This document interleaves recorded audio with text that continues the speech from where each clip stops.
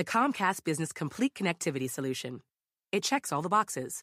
With cyber threat security, the largest, fastest, reliable network for small business, and save up to 75% a year with Comcast Business Mobile. All from the company powered by the next generation 10G network. Comcast Business, powering possibilities. Restrictions apply. Actual speeds vary. Mobile Savings compares pricing of top 3 carriers. Comcast Business Internet required. This is Optimal Startup Daily, episode 942. You have to do this before people will listen to you. By Jeff Goins of GoinsWriter.com. And hi there, I am Dan, and it's great to have you here once again on OSD, where I read to you every single day, including weekends and holidays, from great blogs all about entrepreneurship and business. So let's jump right into our post now from Jeff Goins and start optimizing your life. You have to do this before people will listen to you. By Jeff Goins of GoinsWriter.com. How do you get people other than your mom to listen? How do you earn attention? Everyone wants to believe that what they're doing is interesting and worth talking about. They want to think they're special and unique. But the truth is, that's not your call. I see this attitude most often exhibited amongst writers and artists. They think that just because they're creative, the world owes them respect and attention. Not true.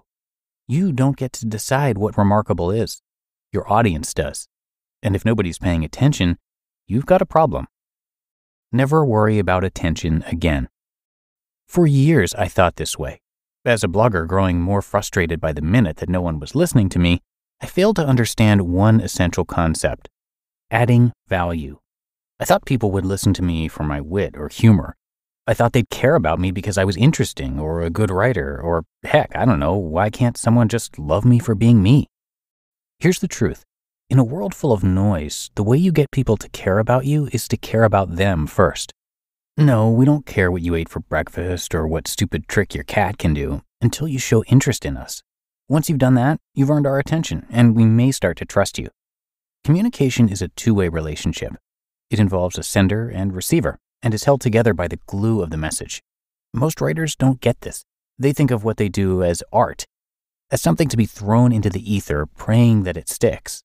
But even art has an audience, perhaps especially so. This doesn't mean you have to pander to the masses or create mediocre work that contributes to the status quo, but you better find ways to add value. You better make it worth your audience's while. How I did this with my writing. When I began my blog, I knew sharing my random thoughts about inane things wasn't enough to captivate and inspire. I knew nobody knew or cared about me yet, and so I had to earn their attention. So I started to think, what problems do I have that others might have too? How have I solved these problems? What struggles have I overcome that I could share? And what interesting stories could I tell that would help people? At first, I didn't connect. In fact, it took months of trying different things before I found something that stuck. The topic of writing. Somehow I'd overlooked the fact that for nearly a decade, I'd been coaching writers in their craft. So I began to share what I knew, what I'd learned, and what I was still learning. And immediately people responded. Whenever I blogged about writing versus leadership or self-improvement, I saw a measurably better reaction in terms of the number of comments, shares, or any way I chose to measure it. I'd found my niche. I decided to do a few things. 1, I started an email list so that I could capture people's attention for continued conversation. 2, I began guest posting on other blogs to build my audience even more. And 3, I asked readers to share my articles, if they liked them, via social media. From that point on, I continued searching for ways to help people, often asking questions and sharing thoughts along the way. The more this exchange happened, the more a community was established, and the better I got to know my readership. This is what it means to add value. Listen first, speak second. Such an understanding didn't come to me intuitively. I had to learn it through failure. But now I get it. Our talents and skills are not intended only to be used for our own good. They're meant to be shared as an offering to the world, a gift in the truest sense of the word. Application. What you can do.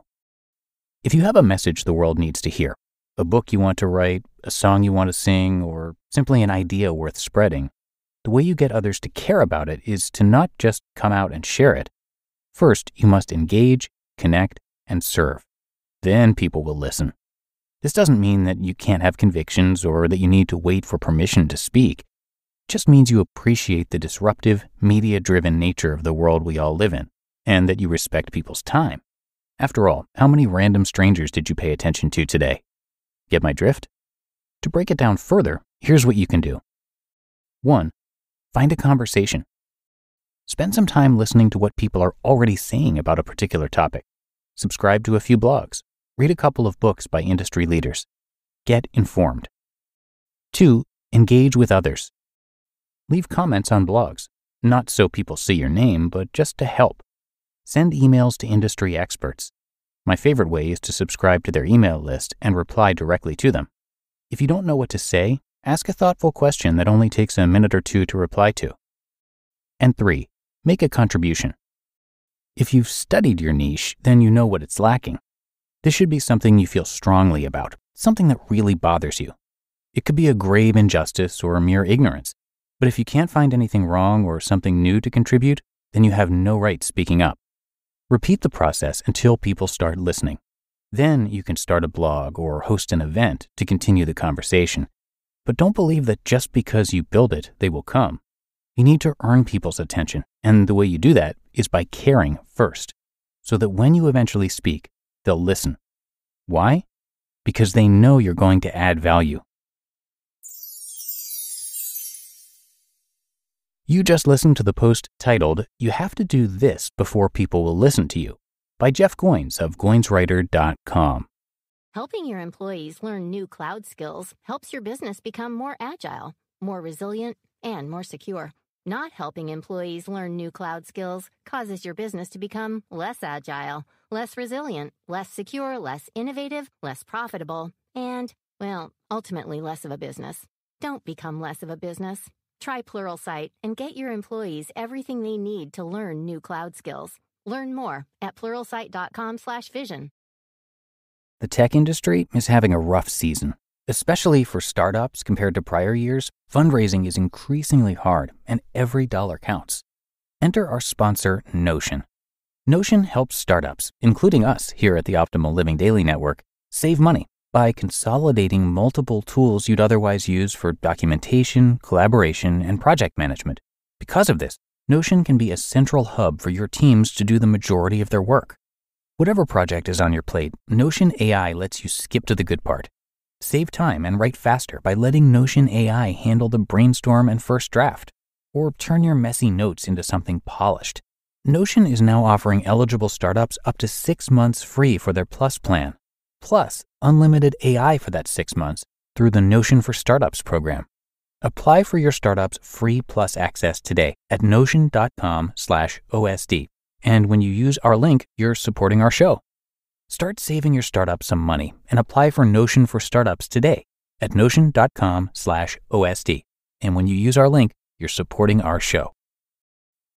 And a big thank you to Jeff for this one. He is a super popular writer. He's the best-selling author of 5 books, including The Art of Work and Real Artists Don't Starve.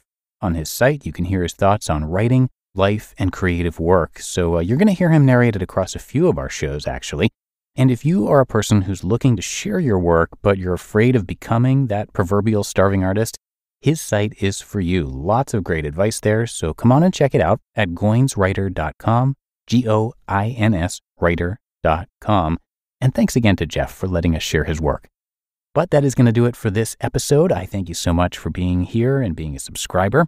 Hope you have a great rest of your day, and I'll see you back here tomorrow, where your optimal life awaits.